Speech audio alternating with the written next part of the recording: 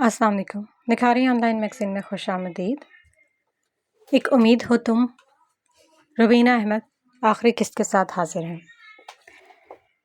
वो घर पहुंची तो कमरे में दाखिल होते ही इसका पर्स इसके हाथ से फिसला और ज़मीन बोस हो गया। वो मुर्दा कदमों के साथ आगे बढ़ी और अपना मोबाइल बंद करके बेड पर फेंका। इसका दुपट्टा इसके कंधे से गिरकर इसके कदमों में गिर गया। वो बेजान सी होकर वहीं फर्श पर ढह गई। इसकी वीरान आंखों में वो मंजर तैर रहा था जब वो हंसी खुशी अपने माँ बाप के साथ अपना बर्थडे सेलिब्रेट कर रहा था। वैसे सरप्राइज़ देने गई थी मगर खुद बुरी तरह सरप्राइज़ होकर वापस आई थी। सैनी जो बहुत देर से अपनी आंखों पर बंद बांधे हुए थे अपनी समातों पर हाथ रख के जोर से चीखी और इस तरह धाड़े मार मार कर रोई कि जैसे अपने बाबा के मरने पर रोई थी, जैसे अपनी माँ का जनाजा उठता देख कर रोई थी। वो बहुत रोई, इतना रोई कि रो रो कर मर जाना चाहती थी, मगर मौत तो इंसानों को आती, जज्बों और यादों को नहीं। वो सारी रात रोती रही, सिसकती तड़पती रही। सुबह नमाज पढ़ के अपने रब के हजूर झुककर रो रो कर गिड़गिड़ा कर उसे भूल जाने की दुआ मांगी और दिन होते साथ ही उसे कभी ना याद करने का अहद करके अपनी रोज़मर्रा ज़िंदगी में मशगूल हो गई। वो आज पहली दफ़ा ऑफिस जाने के लिए तैयार हुई। ब्लू सिल्क गाउन के साथ ब्लैक ट्राउज़र पहना, खूब गहरा काजल लगाकर अपनी सूजी हुई आंखें छुपाई, अपने वीरान चेहरे को फीकी सी मुस्कुराहट से सजाया, सर्द पड़ते चेहरे के गिर्द स्कार्फ लपेटा और पर्स हाथ में लटका कर छोटी सी डाइनिंग के टेबल पर नाश्ते के लिए आ बैठी। बज्जी, आज भी नाश्ते में सिर्फ चाय ही पियेंगी? मुलाजमा पास खड़ी जैनी से पूछ रही थी। नहीं, पराठा और आमलेट भी बना दें, आज भूख लग रही है। वो अपने मोबाइल पर उंगलियां चलाते हुए मुलाजमा की तरफ देखे बगैर बोली। मुलाजमा जी बाजी कहती वापस किचन में चली गई। कुछ देर में वो सामने रखे नाश्ते को खूब इंजॉय करके खा रही थी। कोई भी उसे देखकर ये नहीं कह सकता था कि ये वही सैनी है जो रात रो रो कर मरने वाली थी। दरवाजे पर बेल बजी तो मुलाजमा ने दरवाज़ा खोल दिया। सैनी की तवक्को के मुताबिक समरा सुबह उसके सर पर नाजिल हुई। अरे सैनी यार, मैं रात से तुम्हें फ़ोन कर रही हूँ, मगर पहले तुम्हारा फ़ोन ऑफ था, अब अगर ऑन हुआ है तो तुम कॉल पिक नहीं कर रही। वो आते ही हस्बे आदत सैनी पर चढ़ दौड़ी। सैनी ने इसकी बात का जवाब दिए बगैर तसल्ली के साथ टिश्यू से हाथ साफ किया और चाय का कप उठाकर ड्राइंग रूम में आ गई। समरा हौनक बनी पहले तो उसे देखती रही, फिर वो भी चलते हुए इसके पीछे ड्राइंग में आई। सैनी ने आराम से सोफे पर बैठते हुए टांग पर टांग चढ़ाई और हाथ के इशारे से समरा को बैठने का कहा। चाय पियोगी?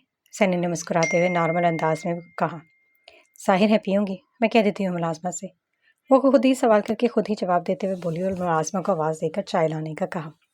समरा हैरान परेशान हैरत से मुंह खोले उसके सामने बैठ गई। सैनी यार, तुम नवीद का बर्थडे सेलिब्रेट करने गई थी, ऐसी क्या बात होगी कि तुम्हारे तो मिजाज ही नहीं मिल रहे? ऐसा क्या कह दिया नवीद ने? समरा दोनों हाथ ऊपर किए उसे हैरत से देखते हुए पूछ रही थी। कौन नवीद? मैं किसी नवीद को नहीं जानती, सैनी पुरसकून अंदाज में बोली। क्या मतलब है तुम्हारा? क्या कह रही हो? कहीं सर पर चोट तो नहीं आई तुम्हारे? समरा के सर पर हैरत का पहाड़ टूट पड़ा और वह एकदम चिल्लाकर बोली, मगर ज़ैनब के सुकून और इत्मीनान में रत्ती बराबर भी फ़र्क नहीं आया। मगर कल तो तुम खुशी खुशी नवीद से मिलने गई थी, फिर अब क्या हुआ? कुछ बताओ। समरा ने फिक्रमंद होकर पूछा। तुम्हें बताने के लिए यह बात काफ़ी है कि जिस नवीद से मैं कल मिलने गई थी वो कोई और नहीं बल्कि नवीद अहमद है, शफीद अहमद का इकलौता बेटा, यानी मेरा कज़न, वो कज़न जिसे दुनिया में सबसे ज़्यादा नफ़रत करती हूँ। वाट? ये क्या कह रही हो? समरा इसकी बात पर बाकायदा चिल्लाई। ठीक कह रही हूँ, नवीद ही मेरा कज़न है जिससे जान छुड़वाने के लिए मैंने रशीदा खाला के आवारा नशई बेटे के साथ शादी का फ़ैसला किया था। ये नवीद कोई और नहीं बल्कि मेरा ही कज़न है जिससे मैं भागती छुपती फिर रही हूँ। जैनी चाय के मग को सख्ती से दोनों हाथों में पकड़े फर्श को घूरते हुए बोल रही थी। इसकी आंखें गुस्से और नफरत से सुर्ख अंगारा हो रही थी। एसी की ठंडक के बावजूद इसके माथे पर पसीने के कतरे चमक रहे थे। इसके अल्फाज और अंदाज से कहीं भी नवीद के लिए कोई उनसियत, कोई जज्बात नजर नहीं आ रहे थे। मगर सैनी ऐसा कैसे हो सकता है? समरा हैरान परेशान सी सैनी की तरफ देखकर बमुश्किल बोल पाई। अगर मगर कुछ नहीं समरा, तुम आज के बाद भूल कर भी ऐसी कोई बात नहीं करोगी जिसमें इस नवीद का जिक्र हो। सैनी के चेहरे और अल्फाज की तरक्की देखकर समरा की रीढ़ की हड्डी तक सुनसना उठी। लेकिन जैनी, तुम बार नवीद से समरा, नवीद मेरे लिए बिल्कुल उसी तरह मर चुका है जिस तरह मेरी माँ, और मैं इसका गम भी मना चुकी हूँ। और कोई नवीद नहीं और कभी नहीं। इससे पहले कि समरा कुछ बोलती मगर सैनी ने उसकी बात काट दी। समरा को मज़ीद नवीद के टॉपिक पर बात करना बेकार लगा। वो खुद नवीद की सच्चाई जानकर बहुत बुरी तरह से हर्ट हुई थी। اسے بالکل بھی اندازہ نہیں تھا کہ اب آگے نوید نے زینی کو اگنور کرنے کے پیچھے یہ وجہ ہو سکتی ہے۔ ان دونوں کے سامنے رکھی چائے کب بھاپ اڑانا بند ہو گئی انہیں احساس ہی نہیں ہوا۔ دونوں کچھ دیر وہاں بیزار ہونے کے لیے بیٹھی تو وہاں سے اٹھ گئی۔ زینی آفس چلی گئی اور سمرا گھر آ گئی، مگر گھر آ کر بھی اس کے اعصاب پر بے سکونی اور بے چینی چھائی رہی۔ وہ نوید پر غصہ تھی مگر اسے بات نہیں کرنے گئی تھی۔ وہ پچھتا رہی تھی نوید اور زینی کے لیے پارٹی ارینج کر کے، اگر وہ ایسا نہ کرتی تو یہ سب نہ ہوتا، لیکن اب نہ ہوتا تو پھر کبھی ہو جاتا۔ یہ حقیقت ایک نہ ایک دن تو کھلنی ہی تھی، مگر سمرا کو یہ اپنی غلطی لگ رہی تھی۔ اس دن کے بعد سمرا نے زینی سے کوئی رابطہ نہیں کیا۔ وہ سارا وقت ان دونوں کے معاملات ٹھیک کرنے کے بارے میں سوچتی رہی، مگر اس کے ہاتھ کوئی سرا نہیں لگ رہا تھا۔ کچھ دن بعد سوچنے اور پریشان ہونے کے وہ نوید سے ملنے اس کے گھر گئی۔ آج وہ پہلی بار نوید کے گھر آئی تھی۔ نوید کے پیرنٹس گھر پر نہیں تھے۔ رحمت اسے ڈرائنگ روم میں بٹھا کر نوید کو بلانے چلا گیا۔ سمرا کے پاس سوالوں کے انبار تھے جو آج اس نے نوید سے کرنے تھے۔ اس کے بعد گلے اور شکووں کا ڈھیر تھا۔ وہ آج نوید سے لڑنے آئی تھی۔ کچھ دیر انتظار کرنے کے بعد نوید اسے سیڑھیوں پر سے آہستہ آہستہ نیچے آتا دکھائی دیا۔ سمرا کی نظر اس پر پڑی تو اس نے بے اختیار آنکھیں چھوٹی کر کے دیکھا۔ پہلی نظر وہ نوید کو پہچان ہی نہیں پائی۔ ہر وقت فریش اور ہنستا مسکراتا نوید صدیوں کا بیمار اور لاغر لگ رہا تھا۔ اس کے ماتھے پر ابھی بہت بڑا زخم تھا جس کی آج بھی ڈریسنگ ہوئی تھی۔ دائیں آنکھ کے نیچے رخسار پر کافی بڑا نیل تھا۔ سرخ ویران آنکھوں کے نیچے موجود حلقے اس کی راتوں کے مسلسل جاگنے کے گواہ تھے۔ مرجھایا ہوا زرد چہرہ اس کے دل کے اجڑنے کا سارا حال بنا پوچھے ہی بتا رہا تھا۔ ماتھے پر بکھرے بے ترتیب بال جو کئی دن سے سنوارے نہیں گئے تھے، کپڑوں کی سلوٹیں بتا رہی تھی کہ وہ شاید پہننے کے بعد انہیں بدلنا بھول گیا ہے۔ وہ سر سے لے کر پاؤں تک ویران قبرستان کی طرح معلوم ہو رہا تھا۔ نکاہت و کمزوری سے دھیرے دھیرے قدم اٹھاتا وہ سمرا کے سامنے آ بیٹھا۔ سمرا ہونک بنی صرف اسے دیکھتی رہ گئی، بول نہیں پائی۔ وہ کیا کہتی؟ وہ سامنے بیٹھے انسان سے جو کسی ریت کے ٹیلے کی طرح اس کے سامنے بیٹھا تھا، جو ذرا سا چھونے سے بکھر جاتا۔ نوید اس کے سامنے آ کر کچھ بولے بغیر مجرموں کی طرح سر جھکا کر بیٹھ گیا۔ دونوں کے درمیان بہت لمبا خاموشی کا دور آیا۔ کچھ دیر بعد سمرا نے گلا صاف کر کے بات شروع کی۔ نوید تم سے میں لڑنے آئی تھی، مگر نوید میرے سارے لفظ ساری باتیں جو بھی میں تم سے کہوں دور بھاگ گئی ہیں مجھ سے۔ میں کئی دن سوچتی رہی کہ تم سے کیا کہوں، کیسے کہوں، مگر نوید تمہیں دیکھ کر وہ کچھ کہتے کہتے رک گئی اور اپنے ہاتھوں کی انگلیاں چٹکاتے اپنے ہونٹ چبانے لگی۔ نوید تم صرف اتنا بتا دو مجھے کہ تم مجھے وہ تو بتا سکتے تھے کہ تم ہی زینی کی کزن ہو۔ وہ فرش کو گھورتے ہوئے رک رک کر بول رہی تھی۔ میرا مطلب ہے اگر تم مجھے بتا دیتے تو شاید آج صورتحال وہ نہ ہوتی جو ہو گئی ہے۔ میں اندازہ کر سکتی ہوں زینی کو جب بھی پتہ چلتا وہ ایسے ہی ریئیکٹ کرتی، اسی طرح غصہ کرتی، مگر مجھے پتہ ہوتا تم اسے سمجھاتی، اسے اعتماد میں لیتی، اور تم جانتے تھے کہ میں اسے سمجھا سکتی تھی۔ وہ اتنی جلدی نہیں مانتی، لڑتی جھگڑتی غصہ کرتی، مگر اپنی نفرت نہیں کرتی جتنی اب کرتی ہے۔ سمرا دھیمے لہجے میں بہت پریشانی سے بول رہی تھی۔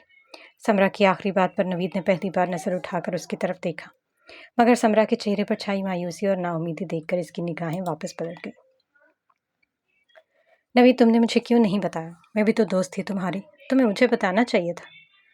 سمرا اس کی طرف دیکھ کر سوالیہ نظروں سے پوچھ رہی تھی۔ اس کا لہجہ بہت نرم اور دھیما تھا۔ وہ جس غصے میں اس سے بات کرنے آئی تھی اس غصے کی ایک جھلک بھی نہیں تھی اس کے انداز میں۔ میں بتانا چاہتا تھا، کئی بار کوشش بھی کی تھی مگر بتا نہیں سکا۔ نوید اس سے زیادہ خود کو بتا رہا تھا۔ اس کی آواز کسی گہری کھائی سے آتی محسوس ہو رہی تھی۔ حالانکہ اس نے بہت نارمل انداز میں بات کی تھی، مگر اس کی بات میں اتنا درد، اتنی تکلیف تھی کہ سمرا کو مزید کوئی وضاحت مانگنے کی ضرورت ہی پیش نہیں آئی۔ میں خود نہیں جانتا تھا کہ وہ میری کزن ہے، بلکہ مجھے تو یہ بھی نہیں پتا تھا کہ اس دنیا میں میرا کوئی رشتہ دار بھی ہے۔ نوید چہرے پر حسرت لیے زخمی سا مسکرا کر بولا۔ سینہ میری کزن ہے۔ یہ بات مجھے سینی کی امی کی ڈیتھ کے بعد پتہ چلی۔ سینی تب اپنا محلہ چھوڑ چکی تھی اور میرے پاس سینی کا نیا ایڈریس نہیں تھا، اور تم بھی یہاں نہیں تھی۔ میں نے اسے بہت ڈھونڈا مگر وہ تو مجھ سے چھپ کر بیٹھی تھی، تو ڈھونڈنے سے کیسے ملتی؟ نوید نے بات کرتے ہوئے سر کو نفی میں ہلکی سی جنبش دی۔ پھر وہ مجھے اپنے کڈنیپ کے بعد ملے، میرے لیے اپنے دل میں شدید نفرت لے کر۔ میں چاہ کر بھی اسے نہیں بتا سکا، ڈر گیا تھا کہ اس کے بچھڑ جانے سے، کھو جانے سے، مگر دیکھو وہی ہوا۔ وہ محبت میں ہارا ہوا شخص فرش کو گھورتے ہوئے اپنی محبت کی انوکھی داستان اپنی زبانی سنا رہا تھا۔ تو اب تم کیا کرو گے؟ میرا مطلب ہے وہ بہت غصے میں ہے. میں نے بات کرنے کی کوشش کی تھی اس سے مگر سمرا بولتے بولتے سر جھکا کر اپنا جملہ ادھورا چھوڑ گئی. دیکھو مجھے لگتا ہے ایک صورت میں سب ٹھیک ہو جاتا ہے. سمرا کی بات پر نوید نے سوالیہ نظروں سے اس کی طرف دیکھا. اگر تمہارے ماں باپ سینی سے بات کریں تو وہ جو ناقابل تلافی نقصان سینی کا تمہارے پیرنٹس کی وجہ سے ہوا ہے اس کا ازالہ تو نہیں ہو سکتا، لیکن اگر یہ لوگ اسے معذرت کر کے اسے منا لیں تو شاید وہ مان جائے. وہ نوید کی طرف دیکھتے ہوئے بہت دھیمے لہجے میں بولی تو نوید نے بہت ہی مایوسی سے ہونٹ بھینچتے ہوئے سر جھکا لیا. سمرا کو بغیر نوید کے کچھ بولے ہی اپنی بات کا جواب مل گیا تھا. اچھا میں اب چلتی ہوں، کافی دیر ہو گئی ہے آئے ہوئے. وہ خاموشی کے لمبے وقفے کے بعد بولی اور تم اپنی حالت ٹھیک کرو، سنبھالو خود کو. ایسے کیسے چلے گا؟ میں تو یہ نہیں جانتی کہ کیسے، بٹ سب ٹھیک ہو جائے گا. وہ رک رک کر بولی اور بہت ہی بے دلی سے نوید سے زیادہ خود کو تسلی دی. اوکے خیال رکھنا اپنا. وہ پھیکی سی مسکراہٹ کے ساتھ وہاں سے چلی گئی. نوید بہت دیر صوفے کی پشت سے سر ٹکائے چھت کو گھورتا رہا. اسے احساس ہی نہیں ہوا کب اس کی ویران آنکھوں میں آنسو نکل کر اس کی کن پٹیوں میں جذب ہو گئے. وہ اپنی آنکھیں سختی سے رگڑ کر اپنے کمرے میں چلا گیا. کچھ دنوں میں اس کی ظاہری زخم تو بھر گئے مگر اس کے روح پہ لگا گھاؤ روز بروز بڑھتا جا رہا تھا. زندگی اس کے لیے بے معنی ہو گئی تھی. گھر میں کیا ہو رہا تھا اسے کچھ لینا دینا نہیں تھا. شفیق نے کئی بار اسے دوبارہ آفس جوائن کرنے کا کہا مگر اس نے ان کی بات اس طرح غائب دماغی سے سنی جیسے وہ کچھ سن ہی نہ رہا ہو. اب تو اس نے ماں باپ کی بات پر ٹھیک ہے کہنا اور سر ہلانا بھی چھوڑ دیا تھا. شفیق اپنے بزنس میں پہلے کی نسبت کچھ زیادہ ہی مصروف ہو گئے تھے کیونکہ جو پروجیکٹ نوید نے شروع کیا تھا وہ اب انہی کو دیکھنا پڑ رہا تھا. اس لیے وہ گھر پہ بہت کم وقت گزارتے مگر خلاف توقع نشین نے نوید کی کیئر کرنا شروع کر دی تھی. اس کی پسند کے کھانے اپنی نگرانی میں بنواتی، اس کے ساتھ وقت گزارتی، کئی بار اس کے لیے شاپنگ بھی کر چکی تھی. وہ نوید کو کہتی نہیں تھی مگر وہ اس کی حالت کی وجہ سے بہت پریشان تھی. کسی بھی طرح نوید کو پہلے جیسے دیکھنا چاہتی تھی. شفیق مجھے آپ سے کچھ ضروری بات کرنی ہے. شفیق چائے پینے کے ساتھ ساتھ اپنے موبائل کی اسکرین پر انگلی چلانے میں مصروف تھے تو نشین ان سے مخاطب ہوئی. ہاں کہو کیا بات ہے؟ وہ اس کی طرف دیکھے بغیر سرسری انداز میں گویا ہوئے. وہ دونوں شام کے وقت لان میں بیٹھے چائے پی رہے تھے. میں بہت دن سے آپ سے یہ بات کرنا چاہ رہی ہوں مگر آپ کو اپنے آفس اور میٹنگ سے فرصت ہی نہیں ملتی. وہ ٹانگ پر ٹانگ چڑھا کر بیٹھتے ہوئے شکوہ کنہ انداز میں بولی. تو پھر تمہید کیوں باندھ رہی ہیں بیگم، جو کہنا کھل کر کہیں. وہ اس کی ایک نظر اس کی طرف دیکھ کر مسکراتے ہوئے بولے پھر سے اپنے موبائل کی طرف متوجہ ہو گئے. مجھے آپ سے نوید کے حوالے سے بات کرنی ہے. وہ ٹھیک نہیں ہے شفیق صاحب. میرے بہت خیال رکھنے اور سمجھانے کے باوجود اس کی حالت روز بروز خراب ہوتی جا رہی ہے. وہ چہرے پر فکر لیے بولی. ان کے لہجے میں ممتا ٹپک رہی تھی. کیا وہ نوید کو جو آپ اتنی فکر مند ہو گئی؟ میرے خیال سے تو اس کے زخم بھی اب ٹھیک ہو گئے ہیں اور اسے کسی ڈاکٹر کو بھی دکھانے کی ضرورت نہیں ہے. اب کہ وہ موبائل سامنے ٹیبل پر رکھ کر باقاعدہ اس کی طرف متوجہ ہوئے. شفیق اس کی حالت زخموں کی وجہ سے خراب نہیں ہے بلکہ جس دن سے وہ بات کرتے کرتے رکی اور پھر بولنا شروع کیا. دیکھیں شفیق، آپ کو لگتا ہے وہ اپنے ایکسیڈنٹ کی وجہ سے اپسیٹ ہے مگر حقیقت آپ بھی جانتے ہیں وہ آپ کی بھانجی کی وجہ سے اس حال میں ہے. اس دن ریسٹورنٹ میں اس نے نوید کی بات نہیں سنی، وہ اس کے پیچھے بھاگتے ہوئے بری طرح سے زخمی بھی ہوا. مگر شفیق اسی دن سے وہ بہت پریشان اور اپسیٹ ہے. ٹھیک ہونے اور زخم بھرنے کے بعد بھی وہ ٹھیک نہیں ہے. نہ ٹھیک سے کھانا کھاتا ہے، نہ ہنستا ہے، نہ بولتا ہے. اس کی حالت دیکھ کر میرا دل کرتا ہے. میں بہت فکر مند ہوں اس کے لیے شفیق. پلیز آپ بات کریں اس سے، بلکہ اس کی بات مان لیں. وہ بات کرتے ہوئے کہیں سے بھی پہلے والی مغرور گھمنڈی نشین نہیں لگ رہی تھی. ان کے الفاظ اور انداز میں صرف محبت تھی، فکر تھی اپنے اکلوتے بیٹے کے لیے. کیا مطلب ہے تمہارا؟ کیا کہنا چاہ رہی ہوں؟ کون سی بات مان لوں اس کی؟ شفیق اپنے ہاتھوں کی انگلی آپس میں پھنسا کر ابرو سکیڑے نشین کی طرف دیکھ کر بولے. میں یہ کہنا چاہ رہی ہوں کہ شفیق اگر نوید آپ کی بھانجی زینب سے شادی کرنا چاہتا ہے تو آپ کر دیں. اگر اسی میں ہمارے بیٹے کی خوشی ہے تو پلیز میرے بیٹے کو اس کی خوشی لا کر دے دیں. میں مزید اپنے بیٹے کو اس طرح ٹوٹا اور بکھرا ہوا نہیں دیکھ سکتی. نشین کے لہجے میں کوئی عارضی پن، کوئی کھوٹ نہیں تھا. وہ عام سی ماؤں کی طرح ایک ماں بن کر اپنے شوہر سے اپنے بیٹے کی خوشی مانگ رہی تھی. یہ تم کہہ رہی ہو نشین بیگم، جو کبھی سب سے زیادہ نفرت کرتی تھی میری بہن اور اس کی بیٹی سے؟ شفیق اپنی کوہنیاں ٹیبل پر رکھ کر ذرا آگے جھک کر بولے. ہاں میں ہی کہہ رہی ہوں، اور کرتی تھی آپ کی غریب بہن اور اس کی بیٹی سے نفرت، بلکہ آج بھی کرتی ہوں. مگر اس نفرت سے کہیں زیادہ میں اپنے بیٹے سے محبت کرتی ہوں اور اپنے بیٹے کے لیے میں کچھ بھی کر سکتی ہوں. شفیق. نشین کا لہجہ حتمی اور دو ٹوک تھا. تو بات کچھ یوں ہے نوشین بیگم کے بیٹے کی محبت میں آپ کی نفرت ختم ہو سکتی ہے مگر میری نہیں۔ شفیق چیئر سے اٹھ کر کھڑے ہوئے تھے اور بولے۔ وہ اپنے دونوں ہاتھ کمر پر باندھے نوشین کی طرف پشت کر کے کھڑے تھے۔ کیا مطلب ہے آپ کا شفیق؟ آپ کیوں نفرت کرتے ہیں اس سے؟ آپ تو میرے کہنے پر ساری زندگی اپنی بہن سے دور رہے ہیں، تو آج یہ نفرت کہاں سے آ گئی؟ نوشین ان کی پیٹھ تکتے ہوئے ابرو سکیڑ کر بولی۔ فاطمہ سے دور رہنے کی وجہ تمہارے روکنا کم اور اس کی بیٹی کی اکڑ زیادہ تھی۔ تمہیں اندازہ نہیں وہ لڑکی کتنی مغرور ہے۔ فاطمہ کی بیٹی ہمیشہ اپنے باپ کی طرح کم میں خوش رہی، مگر میری مالی مدد اسے پسند نہیں تھی۔ میں کبھی کبھار اگر وہاں جاتا بھی تو اسے میرا وہاں آنا پسند نہیں تھا۔ اس نے کبھی میری حیثیت تسلیم ہی نہیں کی۔ اس کے نزدیک میرے پیسے اور نام مقام کی کوئی اوقات ہی نہیں رہی، تو میں آج کیسے اس لڑکی کو اپنے گھر بہو بنا کر لے آؤں؟ شفیق سینہ چھوڑا کر کے بہت تکبر سے بول رہے تھے۔ غصے اور نفرت سے ان کی آنکھیں سرخ ہو رہی تھیں۔ انہیں کبھی یہ اندازہ نہیں تھا کہ نوشین سراسی بیٹے کی بگڑی حالت دیکھ کر پگھل جائیں گی اور فوراً سے سینی کو اپنی بہو بنانے کا فیصلہ کر لیں گی۔ مگر شفیق نوید تو بس نوشین بیگم، آئندہ میں اس موضوع پر بات نہیں کروں گا۔ نوشین اپنی جگہ سے اٹھ کر کچھ بولنے لگی تو شفیق نے اس کی بات کاٹ دی۔ اور رہا سوال نوید کا، تو کچھ دن کے لیے اسلام آباد جا رہا ہوں، واپس آ کر خود ہی اس سے بات کر لوں گا، ہوتا جائے گا اس کے دماغ سے یہ عشق کا بھوت بھی۔ شفیق غصے میں بول کر آگے بڑھ 2 قدم رک کر نوشین کی طرف پلٹے۔ اور ہاں، بہتر ہوگا آپ اپنے بیٹے کو رسک نہیں دیں گے، کیونکہ کچھ بھی ہو جائے میرے جیتے جی تو وہ لڑکی اس گھر کی بہو کبھی نہیں بن سکتی۔ جتنی جلدی ہو سکے خود بھی یہ بات سمجھ دو اور اپنے بیٹے کو بھی سمجھا دو۔ شفیق جبڑے بھینچے نوشین کو بہت سختی سے باور کروا کر لمبے ڈگ بھرتے اندر چلے گئے اور نوشین انہیں حیرانی سے دیکھتی رہی۔ سینی آفس میں بیٹھی لیپ ٹاپ سامنے رکھے نئے آنے والے ڈیزائن دیکھ رہی تھی۔ تبھی دروازے پر ہلکی دستک ہونے پر اس نے سر اوپر کر کے دروازے کی طرف دیکھا۔ وہ اس دستک کو پہچانتی تھی۔ اسے اچھی طرح اندازہ تھا کہ سمرا آئی ہے۔ آ جائے، بہت دھیمے لہجے بولتے اس نے وال کلاک کی طرف دیکھا۔ دن کے 2 بج رہے تھے، مطلب اس کا لنچ بریک شروع ہو گیا تھا۔ اس نے گہرا سانس لیتے ہوئے کمر چیئر کے ساتھ ٹکائی اور مسکرا کر سمرا کا استقبال کیا، جس کی امید سمرا کو ہرگز بھی نہیں تھی۔ بہت دن بعد یاد آئی تمہیں؟ سمرا کے بیٹھتے ہی زینی نے آنکھیں سکیڑ کر شکوہ کیا، البتہ مسکراہٹ اس کے چہرے پر بدستور پھیلی ہوئی تھی۔ میں نے یاد تو کر لیا، مگر تمہارے پاس تو فرصت ہی نہیں ہوتی کہ میری طرف چکر ہی لگا لو۔ سمرا نے اپنا بیگ ٹیبل پر رکھا اور سامنے بیٹھے اسی کے انداز میں بولی۔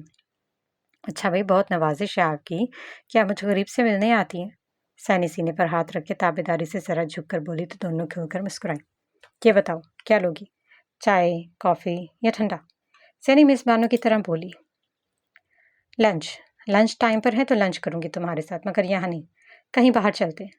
سمرا نے اس کی آفر رد کرتے ہوئے نئی فرمائش ڈالی۔ ہاں، لنچ تو میں نے بھی کرنا ہے، مگر باہر کیوں؟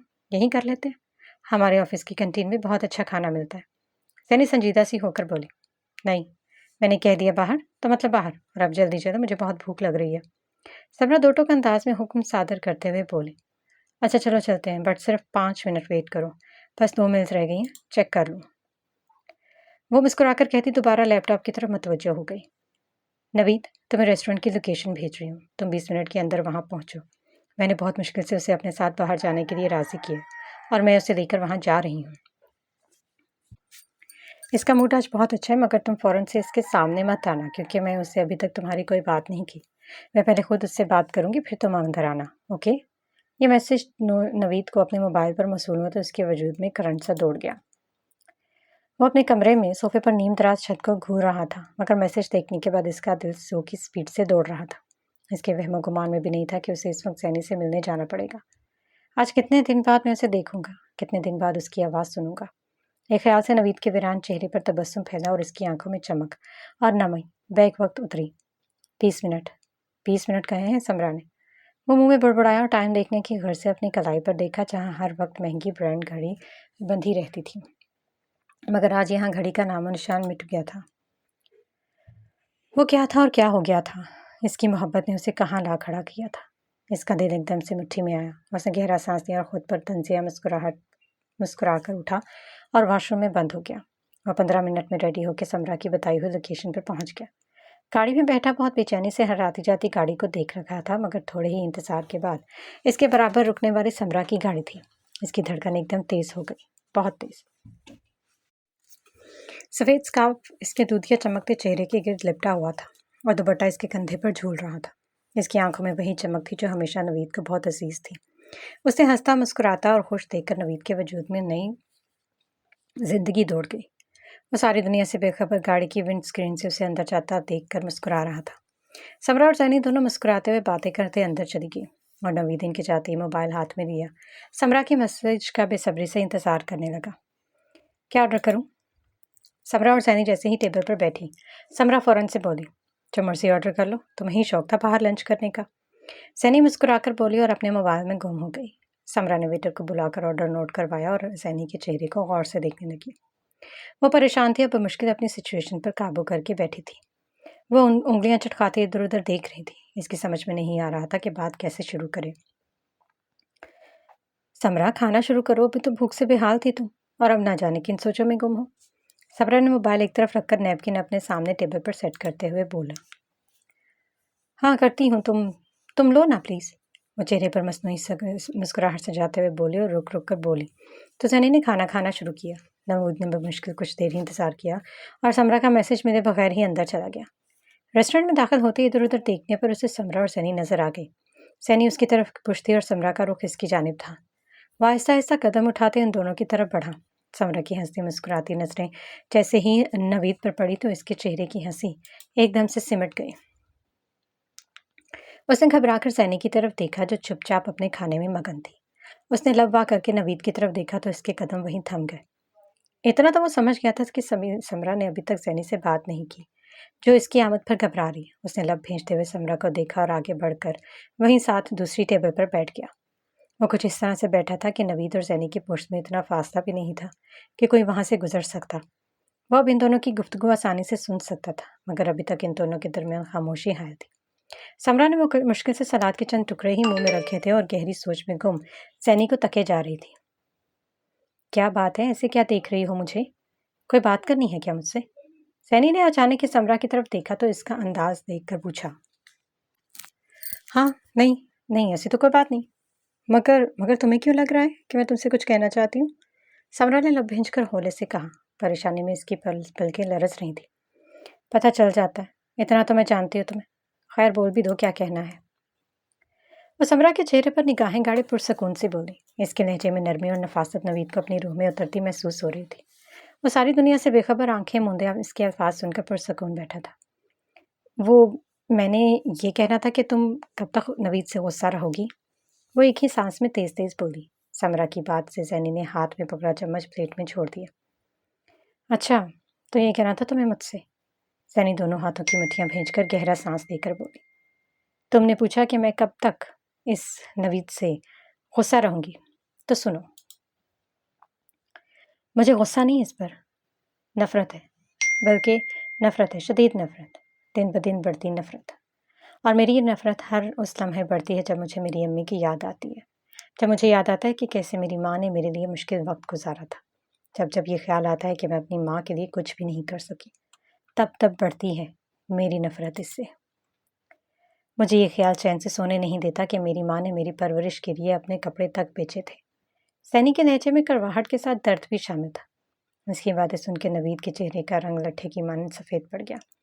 تھوڑی دیر پہلے تمازت اس کے چہرے پر چھائی تھی، اب وہ کہیں دور بھاگ گئی تھی اور بغیر رکے اپنی بات وہ جاری رکھے ہوئے تھی۔ میں جب شام کو اپنے گھر جاتی ہوں تو مجھے شدت سے یہ بات کاٹتی ہے کہ ماں کے پاس تو سر چھپانے کے لیے چھت بھی نہیں تھی۔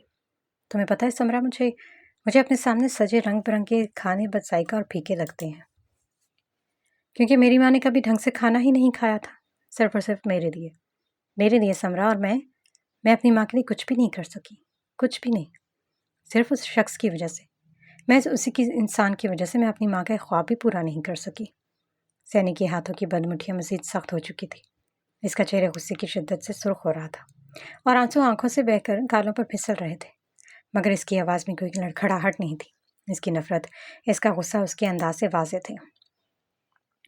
میں رات کو جب بھی اپنے ٹھنڈے کمرے میں نرم بستر پر سوتی ہوں تو مجھے دن وہ یاد آتے ہیں جو میری ماں نے میرے لیے سخت موسم میں بخار سے جلتے وجود کے ساتھ لگاتار کئی دن کام کرنے میں گزارے تھے۔ سمرا، میں بھول نہیں سکتی اپنی ماں کا، اپنی کل کائنات کا چہرہ سفید کفن میں لپٹا ہوا، وہ پاکیزہ پر نور چہرہ جسے میری زندگی میں روشنی تھی، رنگ تھے، خوشبو تھی۔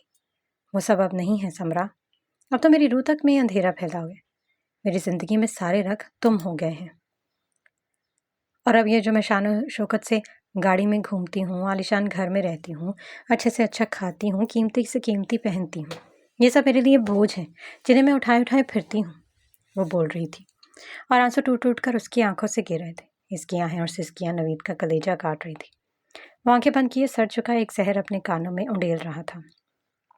سمرا، کاش میری امی زندہ ہوتی تو میں ساری دنیا کی خوشیاں اپنی ماں کے قدموں میں ڈال دیتی، میں اپنی ماں کی ساری محرومیاں ختم کرتی، مگر اب وہ نہیں ہے سمرا، وہ سسکیوں میں لفظ توڑ توڑ کر بول رہی تھی۔ اس کا گلا رند کیا تھا۔ سمرا، میری امی کا کیا قصور تھا؟ کیوں انہیں اتنا درد دیا گیا کہ وہ اس دنیا کو ہی چھوڑ کر چلی گئی، مجھے چھوڑ کر چلی گئی؟ وہ تو صرف یہ چاہتی تھی کہ میری شادی نوید سے ہو جائے، لیکن اگر ماموں کو یہ منظور نہیں تھا تو وہ انکار کر دیتے۔ اس طرح میری ماں کو ذلیل کیوں کیا؟ کیوں انہیں اپنی باتوں اور رویے سے چاند سے ہی مار دیا؟ وہ اپنا چہرہ دونوں ہاتھوں میں چھپائے زور زور سے رو رہی تھی، مگر اس کی اس آخری بات سے نوید کی آنکھیں پٹ سے کھلی اور اس کی آنکھوں میں کرچیاں بھرنے لگی۔ وہ اپنا سر نفی میں ہلا کر اپنے دھواں دھواں ہوتے اعصاب کو بحال کرنے کی ناکام کوشش کر رہا تھا، مگر جب اسے وہاں بیٹھنا اپنا آپ محال لگا تو تیزی سے اٹھ کر وہاں سے چلا گیا۔ سمرا کو زینی کی باتوں سے دکھ اور شرمندگی نے آ گھیرا تھا۔ اس نے جانے میں انجانے میں زینی کے زخم تازہ کر دیے تھے، اور اب وہ اس کے پاس کھڑی اسے پانی پلا کر چپ کروا رہی تھی، اور وہ سسک کر رو رہی تھی۔ نوید سارا راستہ بہت الجھن کا شکار رہا۔ اس کے سر میں شدید درد ہو رہا تھا۔ اسے اس بات کی سمجھ نہیں آ رہی تھی کہ زینی کی ماں ان کی اس خواہش کی وجہ سے کس طرح گئی کہ وہ نوید اور زینی کو ایک کرنا چاہتی تھی، اور اگر وہ یہ سب چاہتی تھی اور انہوں نے بابا سے اس سلسلے میں بات بھی کی تھی تو میں کیسے اس سب سے بے خبر رہا؟ وہ پریشانی میں بار بار اپنے چہرے پر ہاتھ پھیرتا تیزی سے گاڑی ڈرائیو کر کے گھر آ رہا تھا۔ اسے گھر آ کے ایک بار پھر اپنے بابا سے بات کرنی تھی۔ امی، بابا کہاں ہیں؟ نوید نے کمرے میں آتے ہی تیزی سے سوال کیا۔ کیا بات ہے نوید، تم اتنے پریشان کیوں ہو، اور یہ کیا خلیہ بنا رکھا ہے تم نے اپنا؟ نوشین بیگم جو ہاتھ میں میگزین لیے بیڈ پر بیٹھی تھی اسے سائڈ ٹیبل پر رکھ کر فوراً سے کھڑی ہوئی اور نوید کے برابر آ کر فکر مندی سے بولی۔ وہ اس کی اجڑی حالت دیکھ کر بھی حیران تھی اور پریشان بھی۔ اس کا چمکتا ہوا چہرہ جو ہنستا مسکراتا اور فریش رہتا تھا آج بالکل ہی ویران اور زرد لگ رہا تھا۔ وہ آنکھیں جو ہمیشہ چمکتی رہتی تھیں آج ان کے نیچے گہرے ہلکے تھے، بال بے ترتیب ہو کر ماتھے پر بکھرے ہوئے تھے اور وہ شکل سے بہت بیمار اور کمزور لگ رہا تھا۔ کیا بات ہے نوید، کیوں اتنے گھبرائے ہوئے ہو؟ نوشین بیگم اس کے کندھے پر ہاتھ رکھے بہت پیار سے بولی۔ ماما، مجھے نہیں بیٹھنا، مجھے بتائیں بابا کہاں ہے، مجھے ان سے بات کرنی ہے۔ وہ ہاتھوں کی مٹھیاں سختی سے بھینچ کر تقریباً چلا کر بولا۔ یہاں ہوں میں، کیا بات ہے، بتاؤ مجھے کیا کہنا ہے، اور کیوں پورا گھر سر پر اٹھا رکھا ہے تم نے؟ شفیق احمد جو واش روم سے فریش ہو کر نکلے تھے نوید کے سامنے آتے ہی زبردست غصے سے بولے۔ بابا، آپ مجھے آج سچ سچ بتائیں، ایسا کیا ہوا تھا؟ کیا کہا تھا آپ نے زینی کی امی کو جو وہ اس دنیا سے چلی گئی؟ وہ سرخ انگارہ آنکھیں لیے اپنے باپ کو گھور کر اپنی جگہ سے چند قدم آگے شفیق کی طرف بڑھتے ہوئے بولا۔ نوید بیٹا، یہ کس لہجے میں بات کر رہے ہو تم اپنے بابا سے؟ میں تم سے کہہ رہی ہوں یہاں بیٹھو اور آرام سے بیٹھ کر بات کرو۔ نوید کا بدلہ لہجہ دیکھ کر نوشین کو حیرت ہوئی اور وہ اسے ایک بار پھر بٹھانے کے لیے آگے بڑھی۔ ماما چھوڑ دیں مجھے، میں نے بات کرنی ہے ان سے۔ وہ اپنی ماں سے اپنا بازو چھڑا کر اپنے بابا کے روبرو جا کر کھڑا ہوا۔ دماغ خراب ہو گیا ہے تمہارا؟ آج پھر تم نے عدالت لگا لی ہے؟ مسئلہ کیا ہے تمہارا؟ کیوں نہیں پیچھا چھوڑ دیتے تم اس لڑکی کا؟ کیوں اس کی وجہ سے اپنا حلیہ خراب کر کے یوں پاگل اور مجنو بنے پھرتے ہو؟ شفیق احمد ہاتھ میں پکڑا ٹاول صوفے پر پھینک کر حلق کے بل چلائے۔ بابا پلیز، آپ میرے حلیے کی فکر چھوڑیں اور مجھے صرف اتنا بتائیں، کیا زینی کی امی کی ڈیتھ آپ کی کسی غلطی کی وجہ سے ہوئی ہے؟ کیا آپ ذمہ دار ہیں اس کی ماں کے موت کے؟ اس کی آواز لڑکھڑائی تھی مگر لہجہ بلند تر تھا۔ آنکھوں میں نمی اتری جسے وہ آنکھیں ٹمٹما کر اندر دھکیل رہا تھا، مگر بد دستور سخت لہجے میں چلایا۔ پاس ہی نوشین ہونک بنی ان دونوں کو روبرو کھڑا دیکھ رہی تھی۔ وہ کبھی حیرت سے اپنے شوہر کو دیکھتی تو کبھی اپنے بیٹے کو۔ وہ یہ نہیں چاہتی تھی کہ جو ہو رہا تھا، مگر اس صورتحال میں وہ کیا کرے یہ سمجھ نہیں آ رہا تھا۔ ہاں، میری وجہ سے مری ہے وہ، میری وجہ سے جان گئی ہے اس کی۔ میں زینی کے بار بار کہنے کے باوجود بھی اسے ہسپتال نہیں لے گیا، اس لیے مری ہے وہ بنا شرمندہ ہوئے بیٹے کی آنکھوں میں آنکھیں گاڑے اپنے جرم کا اعتراف کر رہے تھے۔ بتاؤ کیا کرو گے تم؟ کیا بگاڑ لو گے میرا تم اور وہ 2 ٹکے کی لڑکی؟ اسی نے بھڑکایا ہے نا تمہیں، جو تم اس طرح میرے روبرو کھڑے ہو کر مجھ سے سوال و جواب کر رہے ہو۔ وہ سرخ ہوتی آنکھوں سے اس کے سامنے کھڑے اسے گھور رہے تھے اور اس کے کانوں میں سیسا انڈیل رہے تھے، مگر انہیں احساس ہی نہیں تھا کہ وہ کیا کہہ رہے ہیں۔ پتہ نہیں کب جان چھوٹے گی میری اس روز روز کے ہنگامے سے۔ اس کی ماں تو مر گئی لیکن یہ زندہ رہ گئی ہے ایک عذاب بن کر میرے سر پر مسلط ہونے کے لیے۔ اچھا ہوتا یہ بھی اپنی ماں کے ساتھ مر جاتی تو آج تم اس طرح میرے سامنے کھڑے ہو کر اس لہجے میں بول نہ رہے ہوتے۔ آج اس کی وجہ سے تم میرے منہ کو نہ آتے۔ یہ وہ آخری بات تھی جو نوید کے دل پر کسی آری کی طرح چلی تھی اور اس کا کلیجہ اور دل کٹ کے 2 ٹکڑوں میں بٹ گیا تھا۔ اسے اپنے سماعتوں پر یقین نہیں آیا تھا کہ اس کے بابا اتنے سنگ دل اور بے رحم بھی ہو سکتے ہیں۔ اسے اپنے قدموں پر کھڑے رہنا دشوار لگ رہا تھا۔ بابا کتنے آرام سے یہ کہہ دیا آپ نے سب، مگر ہر بار وہ نہیں ہوگا جو آپ چاہیں گے۔ ہر بار آپ کا ظلم اور سفاکیت نہیں چلے گی بلکہ اس بار وہ ہوگا جو آپ کے وہم و گمان میں بھی نہیں ہوگا۔ اس بار آپ کا بیٹا مرے گا بابا، وہ بھی آپ کی آنکھوں کے سامنے، دیکھ لیجیے گا آپ۔ اور اندھے ہوئے بھیگے لہجے میں بھیگی آواز میں بہت ہمت سے لب توڑ توڑ کر بولا اور انگلی اٹھا کر شفیق کو وارن کرتا تیزی سے وہاں سے چلا گیا۔ نوید رکو بیٹا، میری بات سنو۔ نشین نوید کے پیچھے سے اسے آوازیں دیتی چند قدم چلی مگر نوید بہت تیزی سے باہر چلا گیا اور وہ دروازے سے واپس پلٹ آئی۔ شفیق روکیں اسے پلیز، یہ کچھ کر نہ لے اپنے ساتھ۔ نشین پریشانی میں ہکلاتے ہوئے شفیق کا بازو جھنجھوڑ کر بولی، کچھ نہیں کرے گا یہ، اور تم پلیز یہ پریشان ہونا بند کر دو۔ مجھے یہ سمجھ نہیں آ رہا کہ بزنس دیکھوں یا آپ کے اس بیٹے کو بیٹھ کر تسلیاں دوں جو اس 2 کوڑی کی لڑکی کے لیے دیوانہ ہوا پھر رہا ہے۔ شفیق کا غصہ ابھی بھی 7ویں آسمان پر تھا اور وہ نوید کی دھمکی کی پرواہ کیے بغیر بولے، مگر شفیق آپ نے دیکھی تو ہے اس کی حالت۔ دیکھو نشین، میں آج ہی اسلام آباد سے واپس آیا ہوں، ٹھیک سے ریسٹ بھی نہیں کیا اور صبح مجھے آسٹریلیا جانا ہے۔ وہاں مجھے 1 ماہ سے بھی زیادہ لگ جائیں گے۔ میں بزنس کو لے کر یہاں پہلے ہی بہت الجھا ہوں۔ آپ مجھے نوید کے حوالے سے مزید پریشان مت کریں۔ وہ نشین کی بات کاٹ کر بولے، اور اس کی حالت خود ہی ٹھیک ہو جائے گی۔ کچھ دن میں آپ پریشان نہ ہو اور پھر تھوڑی دیر ریلیکس کرنے دیں۔ اس سے پہلے کہ نشین کوئی بات کرتی شفیق نے انہیں ہاتھ اٹھا کر بولنے سے منع کیا اور انہیں زبردست قسم کا گھورتے ہوئے بیڈ پر جا کر بیٹھ گئے۔ اور نشین کو نوید کی بہت زیادہ فکر ہونے لگی تھی۔ وہ جذباتی یا بیوقوف نہیں تھا جو خودکشی کے جیسا احمقانہ کام کرتا۔ اتنا تو نشین کو پتا تھا مگر کچھ عرصے سے نوید کی جو حالت تھی وہ کہیں سے بھی نارمل نہیں تھا۔ وہ ماں تھی اور ان کا فکر کرنا فطری تھا، مگر وہ چاہ کر بھی شفیق کو نوید اور زینی کی شادی کے لیے راضی نہیں کر پا رہی تھی اور شفیق کی بزنس کے سلسلے میں تقریباً گھر سے باہر تھے۔ وقت بہت تیزی سے گزر رہا تھا اور نوید کی حالت خراب سے خراب ہو رہی تھی۔ نشین جب بھی اس کے کمرے میں جاتی تو وہ گہری نیند سویا ہوا ہوتا۔ نشین نے کئی بار اسے جھنجھوڑ کر اٹھانا چاہتا مگر وہ بے سود سویا رہتا۔ وہ بہت زیادہ کمزور بھی ہو رہا تھا، آنکھوں کے نیچے سیاہ ہلکے گہرے سے گہرے ہوتے جا رہے تھے۔ نشین میں ان دنوں کچھ مصروف تھے اور شفیق بھی ملک سے باہر تھے۔ نشین آج تقریباً 1 ہفتے کے بعد نوید کے کمرے میں آئی تھی اور دروازہ کھول کر کمرے میں داخل ہوئی تو نوید بیڈ پر نہیں تھا، تو اس نے واش روم کی طرف دیکھا۔ نوید شاید واش روم میں ہے، فریش ہو کر نکلے گا تو ایک ساتھ لنچ کریں گے۔ نشین دل ہی دل میں سوچ کر واپس پلٹی مگر دروازہ بند کرنے سے پہلے وہ معمولی سی کھانسی کی آواز پر چونک کر پلٹی اور وہ آواز نوید کی تھی مگر وہ تھا کہاں۔ نشین تیزی سے واپس پلٹی تو نوید کے کھانسنے کی آواز پہلے کی نسبت ذرا اونچی سنائی دی تو نشین گھبرا کر بیڈ کی دوسری جانب بہت تیزی سے بڑھی مگر آگے کا منظر دیکھ کر نشین کی دلخراش چیخ بلند ہوئی۔ نوید اوندھے منہ فرش پر پڑا لاغر مریضوں کی طرح کھانس رہا تھا، اس کے نیچے فرش خون سے سرخ تھا۔ نشین چوکتی ہوئی 2 قدم پیچھے ہٹی مگر اس کی سمجھ میں نہیں آ رہا تھا کہ اتنا خون آیا کہاں سے۔ کیا نوید نے اپنی نبض کاٹی ہے؟ نہیں، نوید بیٹا کیا ہوا تمہیں؟ نشین نے آگے بڑھ کر نوید کا سر اپنی گود میں رکھا، اس کا چہرہ اور کپڑے خون سے تھر تھے۔ نشین نے گھبرا کر اس کی دونوں کلائیاں دیکھی مگر وہاں کوئی زخم نہیں تھا۔ پھر یہ سارا خون کہاں سے آیا؟ نشین کے چیخنے پر رحمت تیزی سے اندر آئے۔ نوید کی حالت پر وہ بھی بہت گھبرا گیا اور جلدی سے ایمبولینس کال کی۔ نشین نے شفیق کو کال کر کے نوید کی حالت کا بتایا تو وہ بھی اجلت میں فلائٹ پکڑ کر واپس آ گئے۔ شفیق کیا ہو گیا نوید کو؟ یہ ڈاکٹر ہمیں بتا کیوں نہیں رہے؟ نشین بہت بے چینی سے شفیق کا کندھا جھنجھوڑ کر بولی، نوید کو ڈاکٹرز نے ICU میں رکھا تھا۔ شفیق اور نشین کوریڈور میں بیٹھے ڈاکٹر کی راہ دیکھ رہے تھے جنہوں نے ابھی تک نوید کی حالت کے بارے میں کچھ نہیں بتایا تھا۔ ڈاکٹر نے شفیق صاحب کو اپنے روم میں بلوایا تو نشین بھی ضد کر کے ان کے ساتھ چلی گئی۔ وہ دونوں تھکے اور اجڑے ہوئے چہرے لیے پریشانی سے ڈاکٹر کی طرف دیکھ رہے تھے کہ وہ کب نوید کے بارے میں بتائے۔ ڈاکٹر سامنے رکھی فائل کو کچھ دیر غور سے دیکھنے کے بعد شفیق کی طرف متوجہ ہوئے مگر ڈاکٹر کے تاثرات کچھ تسلی بخش نہیں تھے۔ دیکھیں شفیق صاحب، مجھے کہنا تو نہیں چاہیے مگر شاید کچھ عرصے سے آپ لوگ اپنے بیٹے کی زندگی سے بالکل ہی بے خبر رہے ہیں اور آپ لوگوں کی لاپرواہی کی وجہ سے آج آپ کا بیٹا اس حال میں ہے۔ ڈاکٹر صاحب کیا مطلب ہے آپ کا؟ کیا ہوا ہے میرے بیٹے کو؟ नौशीन बहुत बेचैनी से बोली, देखिए आपके बेटे ने काफ़ी अर्से से स्लीपिंग पिल्स के अलावा कुछ नहीं खाया, जिसकी वजह से आपके बेटे की दोनों किडनीज बहुत बुरी तरह डैमेज हो चुकी है और इसकी हालत काफ़ी तशवीशनाक है।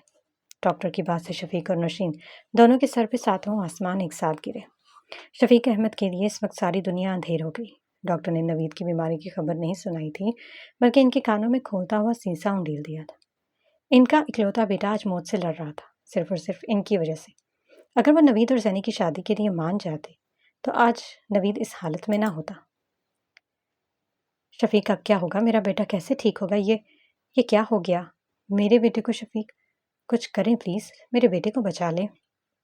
हर वक्त मेकअप फैशन में सबसे आगे रहने वाली, अपने सोशल सर्कल में सबसे ज़्यादा घमंडी और मगरूर औरत, हर किसी पे अपने पैसे स्टेटस की धौंस जमाने वाली एलियट क्लास नौशीन शफीक अहमद आज एक बेबस और मजबूर माँ बन के शफीक के सामने अपने बेटे की ज़िंदगी के लिए गड़गड़ा रही थी। शफीक अहमद तो पहले ही जिंदा ज़मीन में गड़ने को तैयार थे। इनका जवान इकलौता बेटा, जो कभी पूरे घर की रौनक हुआ करता था, आज वो बिस्तर पर पड़ा अपनी सांसें गिन रहा था। तुम रुको यहीं, मैं एक ज़रूरी काम से जा रहा हूँ, थोड़ी देर में वापस आऊँगा। शफीक अहमद ने अपने टूटे हुए लहजे को बमुश्किल जोड़कर कहा और लंबे ढक भरते वहाँ से चले गए। सैनी के ऑफिस के रूम का दरवाज़ा नॉक हुआ तो उसने आराम से अंदर आने को कहा। मैडम, आपसे कोई साहब मिलने आए हैं, बाहर काफ़ी देर से वेट कर रहे हैं। आप मीटिंग में थे तो मैंने इन्हें वेट करने का कह दिया, तो इसलिए वो अभी तक मौजूद हैं। अगर आप कहें तो मैं इन्हें अंदर भेज दूँ? सेक्रेटरी ने अंदर आकर बहुत आराम से कहा। जी भेज दें आप, सैनी मुस्कुराकर बोली। अच्छा सुने, क्या नाम बताया उन्होंने? सैनी ने सेक्रेटरी को रोकर यूं ही बेख्याली में पूछ लिया। जी वो कह रहे हैं कि आपके कोई जानने वाले हैं। शफीक अहमद नाम बताया उन्होंने अपना। रुकें प्लीज़, इन्हें अंदर मत भेजें और कहते हैं कि मसरूफ़ हूँ और किसी से नहीं मिल सकती। सैनी ने तेज़ी से कहकर लैपटॉप खोल लिया, मगर एकदम से बहुत परेशान हो गई। कोई बात तो थी जो शफीक आज इसके ऑफिस आए थे। वो खुद को नॉर्मल करने की कोशिश कर रही थी, मगर उसे अपने अंदर एक अजीब तूफान उठता महसूस हुआ। उसे बहुत बेचैनी हो रही थी। उसे फिर से काम करने की कोशिश की, मगर इससे काम नहीं किया जा सका और वो फ़ौरन से उठकर घर चली गई। सैनी घर तो आ गई, मगर इसकी बेचैनी ख़त्म नहीं हुई। उसे बार बार नवीद का ख्याल आ रहा था। वो चाहकर भी नवीद की फ़िक्र दिल से नहीं निकाल पा रही थी। उसने काफ़ी दिन से अपने दिल पर जो पहरा लगा रखा था, आज वो ख़त्म होता महसूस हो रहा था। मगर वो फिर भी सारी सोचें, सारे ख्याल दिल से निकाल कर सो गई। सुबह बहुत बेदिली से ऑफिस की और आज फिर शफीक साहब इसके ऑफिस आ गए। आज भी वो इनसे नहीं मिली और वो बहुत देर इंतज़ार कर करके वापस चले गए। नवीद की हालत रोज़ बरोज़ ख़राब होती जा रही थी। इसकी रुकती सांसों के साथ साथ शफीक अहमद का घमंड और तकब्बुर भी ज़मीं बोस होता जा रहा था। नौशीन को तो वैसे रो रो कर अपने बेटे की ज़िंदगी मांगने से फुर्सत नहीं मिली थी और वो अपने बेटे की इस हालत का जिम्मेदार शफीक को ठहराती थी। सैनी पत्थर बनी हर बात से बेनियाज रोज़ शफीक को अपने ऑफिस के कॉरिडोर में बैठा देखकर बिल्कुल पुरसुकून रहती। जैनी आज ऑफिस से देर से आई थी। वैसे कुछ ज़रूरी काम था, वरना शायद वो नहीं आती। वो खुद भी अब बार शफीक का सामना नहीं करना चाहती थी। वह सर झुकाए अपने लैपटॉप पर काम कर रही थी जब इसके कैबिन का दरवाज़ा धड़ाम से खुला और शफीक गार्ड को एक तरफ धकेल कर ज़बरदस्ती अंदर दाखिल हो चुके थे और गार्ड चीख चीख कर इनसे बहस कर रहा था। सर, मैं आपसे कह रहा हूँ कि मैडम बहुत मसरूफ़ है, आप क्यों नहीं मान रहे? गार्ड इनसे सख्ती से कहता शफीक से बिल्कुल सामने खड़ा था। ठीक है, आप जाएं, मैं खुद बात करती हूँ इनसे। सनी ने हाथ का इशारा करते हुए गार्ड से कहा तो वो सर हिलाकर बाहर चला गया। मगर शफीक अहमद की हालत देखकर सैनी को एक झटका लगा था। ये वो शफीक अहमद नहीं थे जो फ़ख्र और गरूर से छाती चौड़ी करके कुछ महीनों बाद अब इसकी माँ को चंद हज़ार हकारत से दे आते थे। आज इस शफीक अहमद ने ना तो दौलत की बू आ रही थी और ना ही उसकी गर्दन में गरूर का सरिया था, बल्कि वो तो सर झुकाए किसी हारे और थके हुए इंसान की मानंद बहुत मजबूर लग रहे थे। वह पहले की निस्बत काफ़ी कमज़ोर लग रहे थे। झुके हुए कंधे, बिखरे बाल, चेहरे पर परेशानी और गम के साए साफ वाज़ेह थे। वीरान आंखें जो कई दिन से नींद से आ रही थी, वो जैनी से मारने की बजाय फर्श पर नजरें गाढ़े खड़े थे। जैनी चाहे जितनी मर्जी पत्थर का खोल ओढ़ लेती, वो फातिमा की बेटी थी, बहुत नरम दिल और एहसास करने वाली। दुनिया में मौजूद अपने इस खून के रिश्ते को टूटा और बिखरा हुआ देखकर इसका दिल जोर से धड़का, मगर वो कमाल महारत से खुद पर जब्त किए सर उठाए उन्हें देखती रही। जी फरमाए, कैसे तशरीफ़ लाए हैं आप? वो टेबल पर पड़े कुछ कागजात समेटते हुए खुद को बहुत मसरूफ़ ज़ाहिर करते हुए बोली। तेवरी चढ़ाई वो वाज़ह गुस्से में लग रही थी। ज़ैनब, नवीद बहुत बीमार है, वो बहुत मर जाएगा। वो बहुत हिम्मत करके ज़ख्मी लहजे में बोले थे। उनकी आवाज़ किसी गहरी खाई से आती महसूस हो रही थी। सैनी को लगा इसके दिल को किसी ने मुट्ठी में मसल दिया, मगर वो इंतहा की ढीठ बनी अपनी सारा कर्ब छुपा गई। तो मैं क्या करूं? सैनी बहुत सख्त और अजनबी लहजे में कंधे उचकाकर बोली। शफीक को शायद इससे इस संगदिली की तवक्को नहीं थी। वो हैरत से उसकी तरफ देख कर रह गए। इसे बचा लो, वो तुम्हारे बगैर पल पल मौत के करीब जा रहा है। एक और निज़ा था जो सैनी की समात को चीर गया था, मगर हमदर्दी की जगह गुस्से ने ले ली और वो सीने पर हाथ बांधे शफीक को चुपती नजरों से घूरने लगी। सैनी बेटा, मेरा इकलौता बेटा है नवीद, वो मर जाएगा, उसे बचा लो खुदा के लिए। इनके लहजे में क्या नहीं था? दर्द, तकलीफ, इल्तिजा, हसरत और सब कुछ, जो कुछ अरसा पहले सैनी के लहजे में था। वो शफीक की बात नहीं सुन रही थी, बल्कि इस तक तो वो सारी बातें पलट कर आ रही थी जो माँ की जिंदगी के लिए शफीक से कही थी। कैसे अपनी माँ की जिंदगी की भीख मांगी थी और शफीक सीना ताने किसी अजनबी की तरह इसे मारता छोड़कर चले गए। आज वक्त ने उसे अपना आप दोहराया था। फ़र्क ये था, शफीक की जगह ज़ैनी खड़ी थी और ज़ैनी की जगह शफीक अहमद उसे अपने बेटे की ज़िंदगी की भीख मांग रहे थे, जैसे कभी उसने मांगी थी। आज ज़ैनी भी इस तरह सख्त पत्थर होकर तमाशा देख रही थी। अपनी माँ का सफ़ेद कफन में लिपटा जर्द और बेजान चेहरा याद आने पर जो ज़रा बराबर तरस इसके दिल में आया था, वो कहीं दूर भाग गया था। वो अकड़ो खड़ी शफीक को लम्हा लम्हा कमज़ोर पड़ता देखकर कोई और ही ज़ैनी लग रही थी। बेटा, सैनी बेटा, प्लीज़ तुम एक बार चलकर नवीद को देख लो, तुम्हें खुद यकीन आ जाएगा। मैं सच कह रहा हूँ। वो ज़ैनी का इतना सख्त रूप देखकर गिड़ाए, मगर ज़ैनी के चेहरे पर तंजिया मुस्कुराहट फैल गई। क्यों शफीक अहमद साहब, अगर मेरी माँ ड्रामा कर सकती है तो आपका बेटा भी तो कर सकता है। बहुत देर खामोशी से सुनने के बाद ज़ैनी बोले तो शफीक की समातों में सीसा उंडेल दिया। वो बार बार नफ़ी में सर हिलाने लगे। सैनी बेटा, मेरी बात का यकीन करो, खुदा के लिए मेरे बेटे को बचा लो, इसके जीने की एक उम्मीद हो तुम। शफीक अहमद जो किसी पत्थर से भी सख्त इंसान थे, आज बाकायदा रोकर कह रहे थे। इनके आंसू इनकी आंखों से बहकर इनकी गालों पर फैल गए। तो वो ज़ैनी की मुस्कुराहट गहरी होगी, जिसे शफीक सवालिया नजरों से देखा। वैसे मुझे एक बात तो बताएं, वो आहिस्ता चलते हुए अपनी कोहनियाँ कुर्सी की पुश्त पर टकाकर बोली।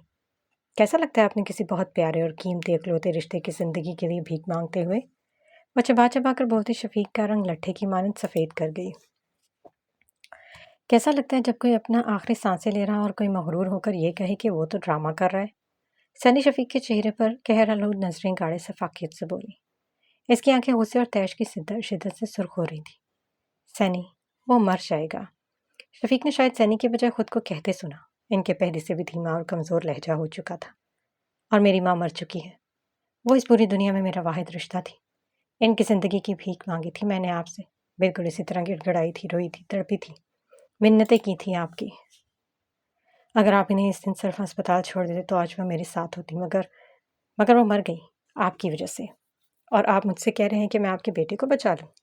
आपने मेरी माँ की ज़िंदगी बख्शी थी क्या? वो चिल्लाई और इतने ज़ोर से चिल्लाई कि आसमान हिला दिया। शफीक को लगा कि वो कई फुट ज़मीन में गड़ गए हैं। प्लीज़ आप जाएं यहाँ से और अपनी दौलत और पैसे से ख़रीदे अपने बेटे की सांसें मेरे पास आपके लिए कुछ नहीं है, जैसे आपके पास नहीं है। वो चुपते हुए लहजे में कहकर आगे बढ़ी और फिर से कागज़ों पर नीचे करने लगी। प्लीज़ सनी, चलो मेरे साथ। वो सिसकते हुए बहुत गमज़दा होकर बोले। शायद वो भी हिम्मत नहीं हारे थे। ठीक है, चलती हूँ। सनी के फौरी इकरार ने शफीक को चौंकाया और वो हैरत से उसकी तरफ देखने लगे। उन्होंने सख्ती से इतनी आंखें रगड़ी।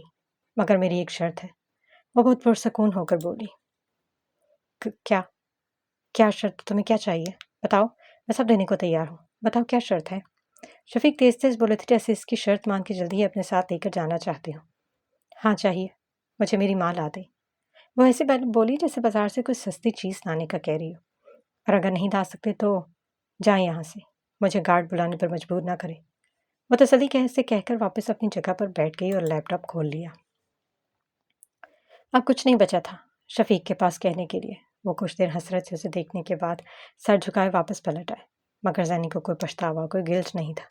वो अभी भी गुस्से की आग में जल रही थी। सैनी शाम को घर आई तो मारे तैश के खाना नहीं खाया। उसे ज़रा भी फिक्र नहीं थी नवीद की कि वो कैसा होगा। उसे रह रहकर इस बात पर गुस्सा आ रहा था कि आज भी शफीक अहमद इसकी शर्त के बदले में कुछ देने की बात कर रहे थे। इन्हें कितना गुरूर था अपनी दौलत पर, तो फिर इसी दौलत से अपने बेटे को क्यों नहीं बचाते? इसके पास क्या लेने आए हैं? वो खोलते पानी की तरह गुस्से में उबल रही थी। बेड पर लेटने की बजाय टांगे ऊपर किए सोफे पर बैठ गई। صوفے کی پشت سے سر ٹکائے آنکھیں موند کر اپنی ماں کی زندگی بھر کی تکلیفیں یاد کر رہی تھی کہ اچانک اسے کچن میں کچھ گرنے کی آواز آئی۔ اسے سر اٹھا کر وال کلاک کی طرف دیکھا تو رات کے 10 بج رہے تھے۔ اسے ایسا لگا جیسے کچن میں کوئی ہے۔ وہ اٹھی اور دبے قدموں سے کچن کی طرف بڑھی۔ اس کے کمرے سے لاؤنج اور لاؤنج سے کچن تک ہر طرف دھواں ہی دھواں تھا۔ اس دھوئیں کی نہ تو کوئی مہک تھی اور نہ ہی کوئی جلن، بس دھواں تھا، دھند کے جیسا۔ وہ عجیب سا خوف محسوس کر رہی تھی۔ اسے اپنی دھڑکن اپنے سماعتوں میں سنائی دینے لگی، مگر پھر بھی دھیمے قدم اٹھاتی چلتی گئی۔ خوف کے اس کے ماتھے پر پسینے کے ننھے ننھے قطروں نمودار ہو رہے تھے۔ اس کے کچن کا دروازہ کھلا اور کچھ پکنے کی آوازیں آ رہی تھی۔ ملازمہ تو سو گئی، پھر اندر کون ہے؟ وہ اپنے آپ سے باتیں کرتے کانپتے قدموں سے کچن کے دروازے پر پہنچی۔ ڈر ڈر کے اندر جھانکا تو آنکھیں پھٹی کی پھٹی رہ گئی۔ وہاں فاطمہ تھی، اس کی ماں، سینی کی طرف پشت کیے بہت مصروف انداز میں کھانا بنانے میں لگی تھی۔ اس نے اپنے بھائی شفیق احمد کا دیا وہ جوڑا پہن رکھا تھا جو اسے بہت عزیز تھا، مگر امی نے میرے لیے بچی کا فراک بنا کر بیچ دیا۔ سینی کے دماغ میں کلک ہوا۔ سینی ایک ٹرانس کی کیفیت میں کھڑی اسے دیکھ رہی تھی۔ وہ خوف کے مارے آگے نہیں بڑھی کہ کہیں کسی آہٹ پر اس کی ماں کا عکس تحریر نہ ہو جائے، مگر وہ وہیں کھڑے کھڑے وقت ضائع کرنے کی بجائے آگے بڑھی۔ امی امی آپ کب آئیں اور مجھ سے ملی کیوں نہیں؟ وہ کبکباتے لفظوں کے ساتھ بول رہی تھی اور آج اتنے دنوں کے بعد اپنی ماں کا چہرہ دیکھ کر عجیب کیفیت کا شکار تھا۔ امی آپ کھانا خود کیوں بنا رہی ہیں؟ مجھے کہا ہوتا، میں ملازمت سے کہتی ہوں، وہ بھی بنا دے گی آپ جو کہیں گی۔ وہ باولی سی ہو کر ادھر ادھر پاؤں رکھتی تیز تیز بول رہی تھی، مگر فاطمہ نے تو اس کی طرف دیکھا ہی نہیں۔ وہ تیز تیز چمچ چلاتے ہوئے بہت غصے میں لگ رہی تھی۔ اس کے چہرے پر ذرا نرمی اور ممتا کا عکس نہیں تھا اور ان کا یہ روپ سینی کا کلیجہ کاٹ رہا تھا۔ امی آپ میری طرف دیکھیں تو صحیح، مجھ سے بات تو کریں، میں آپ کی بیٹی ہوں سینی، آپ کیوں یہ کھانا بنانے میں لگی ہیں؟ وہ جھنجھلا کر بلند آواز میں بولی اور فاطمہ کا ہاتھ تھام لیا۔ چھوڑو مجھے، تم نہیں ہو میری بیٹی، میری سینی ہو ہی نہیں سکتی تم۔ فاطمہ جھٹکے سے اپنا ہاتھ چھڑوا کر بولی، کیونکہ میری بیٹی تو کسی کی ذرا برابر تکلیف برداشت نہیں کرتی تھی، اور تمہیں تو کسی کی موت سے بھی کوئی فرق نہیں پڑتا۔ فاطمہ کا لہجہ اتنا سخت اور کاٹدار تھا کہ سینی کانپ گئی۔ اور یہ کھانا میں نوید کے لیے بنا رہی ہوں۔ وہ کھانے کی طرف انگلی سے اشارہ کر کے بولی، تمہیں پتا بھی ہے کہ وہ بچہ کب سے بھوکا پیاسا ہے، صرف تمہاری وجہ سے؟ فاطمہ کا گرجدار لہجہ سینی نے آج پہلی بار دیکھا تھا۔ مگر امی، ماموں نے جو آپ کے ساتھ، وہ آنکھوں میں آنسو لیے رندھی آواز کے ساتھ بولی، مگر فاطمہ نے ہاتھ کے اشارے سے چپ کروا دیا۔ اس میں نوید کا کیا قصور تھا؟ اسے کیوں موت کے منہ تک پہنچا دیا تم نے؟ اور یاد رکھنا، اگر اسے کچھ ہو گیا تو میں قیامت والے دن تمہیں معاف نہیں کروں گی۔ فاطمہ انگلی اٹھا کر فون کرتی کھانے کا ٹفن اٹھا کر باہر کی طرف چلی گئی۔ وہ کھانا جو بھی پک رہا تھا وہ کب اور کیسے پیک ہوا یہ سینی نے نہیں دیکھا۔ وہ تو بس فاطمہ کو اس دھوئیں میں تحلیل ہوتا دیکھ رہی تھی اور فاطمہ کی طرح امی امی اس کے پیچھے بھاگ رہی تھی۔ مگر باہر کے دروازے تک پہنچ کر سارا منظر صاف ہو گیا۔ وہاں نہ فاطمہ تھی نہ کوئی دھند، بس سینی کھڑی اپنی ماں کو زور زور سے پکار رہی تھی۔ سینی بلند آواز تھی اور وہ اپنے ہی شور سے ہڑبڑا کر اٹھی۔ وہ اسی طرح صوفے پر بیٹھے بیٹھے سو رہی تھی، مطلب اس نے خواب دیکھا تھا۔ اس کا پورا وجود پسینے سے بھیگا ہوا تھا اور چہرہ آنسوؤں سے تر تھا۔ وہ گھبراہٹ سے اپنے چہرے پر دونوں ہاتھ پھیر کر سیدھی ہوئی۔ اسے اپنا خواب مکمل طور پر یاد تھا۔ اسے اپنی ماں کا سخت لہجہ اور چہرہ اجنبی اپنی آنکھوں کے سامنے گھومتا نظر آ رہا تھا۔ زینی کو فاطمہ کی آواز ابھی تک اپنے کانوں میں گونجتی ہوئی محسوس ہو رہی تھی۔ اور پھر وہ آخری بات کہ اگر نوید کو کچھ ہو گیا تو میں قیامت والے دن تمہیں کبھی نہیں معاف کروں گی۔ وہ کرنٹ کھا کر اٹھی اور سیدھا کچن میں گئی۔ وہاں نہ کوئی دھواں تھا نہ بکھرے ہوئے برتن۔ وہ آواز باختہ ادھر ادھر کے کیبنٹ کھول کر کچھ تلاشنے لگی۔ جب اسے مناسب سا کچھ نہیں ملا تو اس نے فریج کھول کر سبزیاں اور چکن نکالے اور فوراً سے پہلے سوپ بنانا تھا۔ اس کے ہاتھ کپ کپا رہے تھے، چہرہ آنسو سے تر تھا۔ وہ جتنا تیز ممکن ہو سکتا تھا ہاتھ چلا رہی تھی۔ تھوڑی دیر میں اس کے آنسو سسکیاں اور سسکیاں آہوں میں بدل گئے، مگر آج اس نے خود کو رونے سے نہیں روکا۔ اتنے وقت سے تھما سنابا زور و شور سے بہہ رہا تھا۔ وہ 15 منٹ میں بہت اچھا تو نہیں مگر پینے کے قابل سوپ بنا چکی تھی۔ اسے پیک کر کے تیزی سے باہر بھاگی، مگر باہر آ کر جیسے اسے خود پر ماتم کرنے کو دل کیا۔ اس نے ابھی تک ڈرائیور کو کال نہیں کی تھی۔ اگر وہ یہ کام پہلے کر لیتی تو اس کے سوپ بنانے تک گاڑی آ جاتی۔ مگر اب کیا ہو سکتا تھا؟ وہ گھر سے ایسے ہی باہر نکل آئی۔ تیز تیز چلتے ہوئے مین روڈ پر آ کر وہ دوڑنے کی سپیڈ سے چل رہی تھی۔ تبھی اس کے برابر ایک رکشہ آ کر رکا تو وہ خدا کا شکر کرتی اس میں سوار ہو گئی۔ سینی ہوا کی رفتار سے اڑ کر ہسپتال جانا چاہتی تھی۔ جیسے جیسے ہسپتال قریب آ رہا تھا زینی کا دل مٹھی میں جکڑا جا رہا تھا۔ وہ ہر تھوڑی دیر بعد اپنا چہرہ اور آنکھیں سختی سے رگڑ کر صاف کرتی ہسپتال کے گیٹ کے سامنے اتر کر دھیمے قدموں سے اندر جانے لگی۔ اسے بہت ندامت محسوس ہو رہی تھی اپنے کیے پر، اس رویے پر جو اس نے شفیق کے ساتھ کیا تھا، اور نوید کے بارے میں سوچ کر وہ ہونٹ کچل کے رہ گئی۔ ہمت کر کے ریسیپشن سے نوید کا کمرہ پوچھا اور آگے بڑھ گئی۔ وہ قدم گھسیٹ کر چل رہی تھی جب کوریڈور میں بینچ پر بیٹھے ہوئے شفیق نے اسے ہاتھ میں ٹفن لے کر آتے دیکھا۔ نوشین، چلو گھر چلے۔ سنی کی طرف شفیق کی نظریں گاڑے بولے۔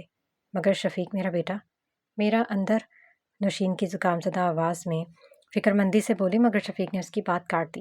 ٹھیک ہو جائے گا اب تمہارا بیٹا، وہ دیکھو اب ٹھیک ہو جائے گا، چلو ہم گھر چلیں۔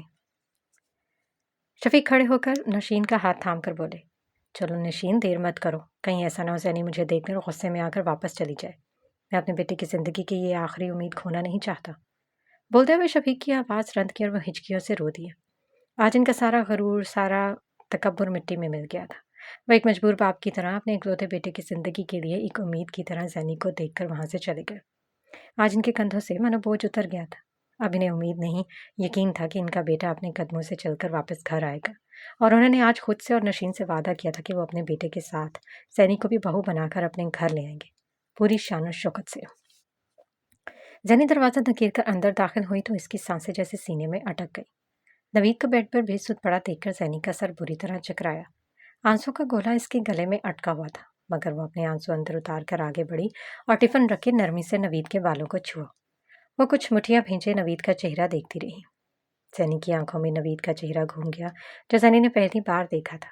اسے ہر وہ لمحہ یاد آیا جب نوید کی محبت کی گواہی اس کے دل نے دی تھی، جب نوید نے زینی کے لیے کسی اجنبی کی لڑکی کو باتیں سنائی تھی، جب اس نے خوشی خوشی اس کے لیے پارٹی ارینج کی تھی، جب وہ آدھی رات کو اس کے لیے 3 آوارہ لڑکوں سے اکیلا لڑا تھا، اور تب بھی جب وہ اپنے ہی غلط فیصلے کی وجہ سے درندے اور وحشی لوگوں میں پھنس گئی تھی اور نوید اپنی جان پر کھیل کر اسے صحیح سلامت واپس لایا تھا، اور تب جب وہ نوید کی برتھ ڈے پر خود اسے پرپوز کرنے گئی تھی اور اس کا اور اپنا خون کا رشتہ پتہ چلنے پر اسے خون میں لت پت مرتا ہوا چھوڑ آئی تھی، وہ نوید آج ایک زندہ لاش کی طرح اس کے سامنے پڑا تھا۔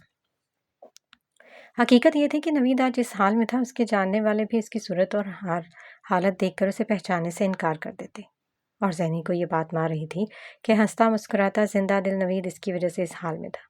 زینی کے آنسو روانی سے بہہ رہے تھے۔ اس سے پہلے کہ وہ پھوٹ پھوٹ کر رونا شروع کرتی، روم میں ایک نرس داخل ہوئی تو اس نے فوراً سے اپنے آنسو صاف کیے۔ جی آپ کون؟ آپ کو اس سے پہلے تو نہیں دیکھا۔ نرس جانچتی نظروں سے زینی کو دیکھ کر بولی، میں زینب ہوں، نوید کی فرسٹ کزن، شہر سے باہر تھے اس لیے پہلے نہیں آئی۔ زینی نے اپنے آنسو چھپانے کی ناکام کوشش کرتے ہوئے کہا۔ وہ نرس سر ہلا کر اپنا کام کرنے لگی۔ اب کیسی طبیعت ہے ان کی؟ زینی نے ڈاکٹر کا انتظار کیے بغیر سسٹر سے نوید کے بارے میں پوچھ لیا۔ میڈم، طبیعت تو کب کی ٹھیک ہوتی، مگر یہ پیشنٹ شاید ٹھیک نہیں ہونا چاہتے، بلکہ مجھے تو لگتا ہے یہ اب زندہ بھی نہیں رہنا چاہتے۔ وہ نرس بے نیازی سے بولتے زینی کا دل کچل گئی۔ کیا مطلب ہے آپ کا؟ زینی نے بمشکل اپنا جملہ پورا کیا۔ اس کے الفاظ گلے میں اٹک گئے تھے۔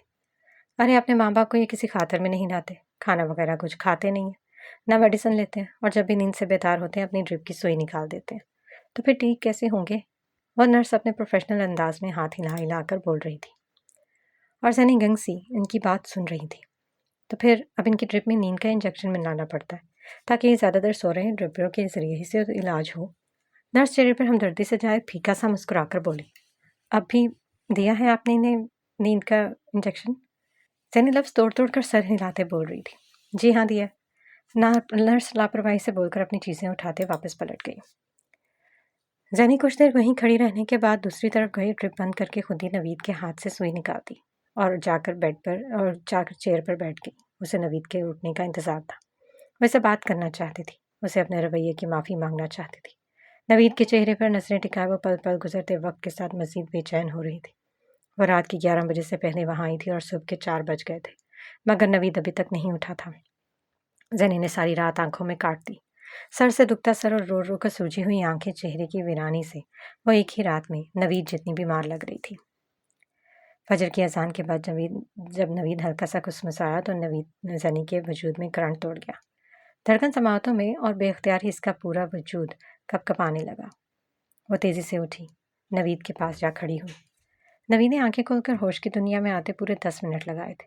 जब इसकी नज़रें सैनी पर पड़ी तो इसके तासुरात में ज़रा भी तब्दीली नहीं आई। उसने अपनी आंखें थोड़ी सी छोटी करके सैनी को देखा मगर बोला कुछ नहीं। कैसे हो नवीद? बहुत सी हिम्मत और कोशिश इकट्ठी करके सैनी मुस्कुराकर बोली थी।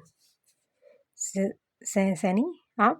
वो उठने की नाकाम कोशिश करते हुए इस तरह बोला जैसे सालों बाद अपने होंठों से कोई लफ्ज़ अदा किया हो। इसके सर्द चेहरे की रंगत एकदम बदल गई थी। अजनबी वीरान आंखें जी उठी थी। खुश्क दूध जैसे सफ़ेद होंठ अचानक ही मुस्कुरा पड़े थे। वह ऐसे टिकटिकी बांधे सैनी को देख रहा था जैसे पलकें झपकाने पर वो कहीं गायब हो जाएगी। हाँ मैं, और प्लीज़ लेटे रहो। सैनी नवीद को कंधों से पकड़कर आराम से दोबारा लिटा चुकी थी। अब नवीद नीम दराज इसकी पुश्त देख रहा था जो अपने आंसू छुपाने की कोशिश करते हुए इसकी तरफ पीठ किए टिफ़िन खोलने में मसरूफ़ थी। जो वो सूप बनाकर लाई थी अब ठंडा हो चुका था मगर उसे नवीद से इसी बहाने बात करनी थी। हाथ में सूप की प्याली और चम्मच लेकर वो इसकी तरफ पलटी तो इसका चेहरा बिल्कुल स्पाट और संजीदा था। उसने खामोशी से नवीद के पास बेड पर बैठते हुए चम्मच भरकर इसकी तरफ बढ़ाया तो नवीद सवालिया नज़रों से उसकी तरफ देखने लगा। मैंने सुना है कि आप मरने वाले हैं, तो इसने सोचा मेरी तरफ से आपका एक उधार था, वो चुका दूँ। अगर कहीं मर गए तो क़यामत वाले दिन कहोगे मेरा उधार वापस नहीं किया। वो मासूमियत से बोलकर सूप का चम्मच उसके मुंह में डाल चुकी थी। नवीद ने बहुत दिन बाद कुछ खाया था तो उसे खांसी आ गई। साथ स्टूल पर रखे जग में से पानी डालकर ग्लास उसके लबों से लगाया और पानी पिलाकर इसकी कमर पर नरमी से हाथ फेरा। क्या मतलब? कौन सा उधार? नवीद बमुश्किल बोल रहा था। क्या मतलब? कौन सा उधार? नवीद बमुश्किल बोला था। आपने एक बार मुझे खाना खिलाया था और कहा था कि ये मेरी तरफ से उधार है। अब बस वही उधार चुकाने आई हूँ। वो कंधे उचका कर इस तरह लापरवाही से बोली जैसे वाकई सच कह रही हो। नवीद ने हल्का सा हंस दिया और फिर मुस्कुराने की कोशिश की। सैनी के हाथ नहीं रुके और वो उसे वैसे ही सूप पिला रही थी। हाँ, उसकी आंखों से आंसू बरसना शुरू हो चुके थे। क्या हुआ? नवीद ने इसकी सिसकी बुलंद होने पर पूछा। I am sorry Naveed, sorry for everything. वो तड़क कर बोली तो नवीद ने इसके चेहरे से आंसू साफ किए और सरनफी में हिलाया। आइंदा मैं कभी आपको रोता हुआ न देखूं। मुझे वो सैनी चाहिए जिसे मैंने पहली दफ़ा देखा था। नवीद ने मुस्कुराते हुए कहा तो सैनी ने छोटे बच्चों की तरह सर हिलाया। प्रॉमिस? नवीद ने सर नरमी से इसके हाथ पर हाथ रखकर पूछा। प्रॉमिस? सैनी ने इसके हाथ को दोनों हाथों में थामकर नम आंखों से मुस्कुराते हुए कहा। नवीद की सेहतयाबी के बाद शफीक ने बहुत धूमधाम से इन दोनों की शादी की। सैनी ने शादी के बाद जॉब छोड़कर अपनी स्टडीज़ दोबारा स्टार्ट की और नवीद शफीक के साथ इनके बिजनेस को तरक्की की राह पर गामजन करने लगा। एक नए मेहमान की आमद पर कुछ ही दिनों में इनकी फैमिली मुकम्मल होने वाली थी और वो सब बहुत खुश थी।